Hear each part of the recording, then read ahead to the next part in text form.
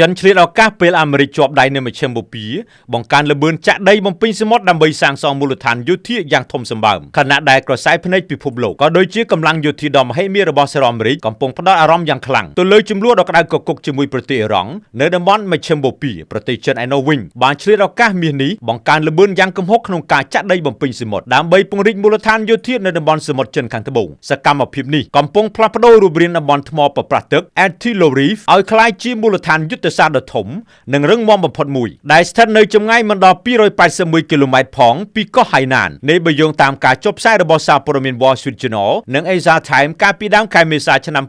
2026កន្លងទៅនេះដោយផ្អែកលើរូបភាពពីផ្កាយរណបបានបង្ហាញថាប្រទេសចិនកំពុងសម្រុកធ្វើសកម្មភាពចាក់ដីយ៉ាងរហ័សនៅថ្មប្រប្រាស់ទឹក Antilo Reef ជាភាសាចិនហៅថា Ling Yao Chao ដែលជាផ្នែកមួយនៃប្រជុំកោះ Baracel ការពង្រឹងវត្តមាននេះមិនត្រឹមតែដើម្បីអាងសិទ្ធិកាន់កាប់ទឹកដីដែលកំពុងមានចំនួនប៉ុណ្ណោះទេប៉ុន្តែវាក៏ជាការត្រៀមលក្ខណៈជាស្រេចសម្រាប់ល្បែងយុទ្ធសាស្ត្រយោធាក្នុងករណីមានចំនួននៅច្រកសមុទ្រតៃវ៉ាន់នាពេលអនាគតផងដែរស្ថានភាពនេះបានកើនឡើងស្របពេលដែលរដ្ឋបាលរបស់ប្រធានាធិបតីដូណាល់ត្រាំបានសម្រេចចិត្តបង្វែរធនធានយោធាយ៉ាងច្រើនសន្ធឹកសន្ធាប់ពីតំបន់ Indo-Pacific ទៅកាន់តំបន់មជ្ឈមបូព៌ាវិញយោងតាមរបាយការណ៍របស់វិទ្យាស្ថានកងទ័ពជើងទឹកសហរដ្ឋអាមេរិក US Naval Institute ឲ្យដឹងថាគិតត្រឹមថ្ងៃទី30ខែមីនាឆ្នាំ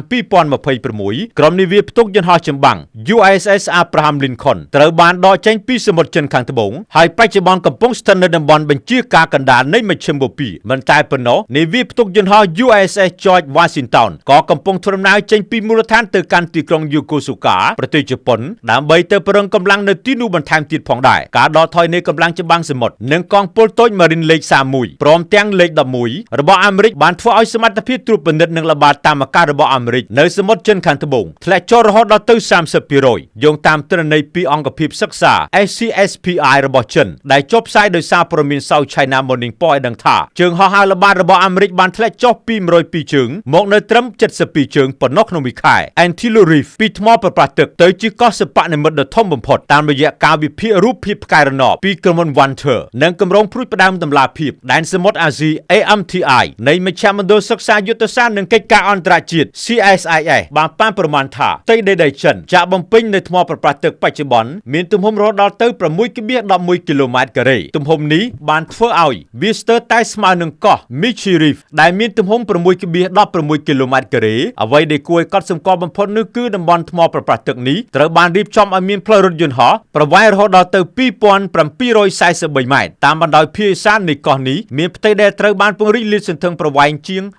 16.8 គីឡូម៉ែត្រដែលជាទីតាំងដ៏ស័ក្តិសមបំផុតសម្រាប់ការសាងសង់មូលដ្ឋានអាកាសចរយោធាខ្នាតធំទោះជាយ៉ាងណាមិនមែនមានតែចិនទេដែលកំពុងសម្រុកធ្វើកិច្ចការនេះយោងតាមអត្ថបទវិភាគរបស់ស្ថាប័ន Chatham House កាលពីខែមីនាឆ្នាំ2026បានបង្ហាញថាប្រទេសវៀតណាមក៏បានបង្កើនសកម្មភាពចាក់ដីបំពេញសមុទ្រលើទីតាំងចំនួន21កន្លែងក្នុងកោះប្រជុំ Spratly ដោយទទួលបានផ្ទៃដីថ្មីប្រហែលជា 13.4 គីឡូម៉ែត្រការ៉េចាប់តាំងពីឆ្នាំ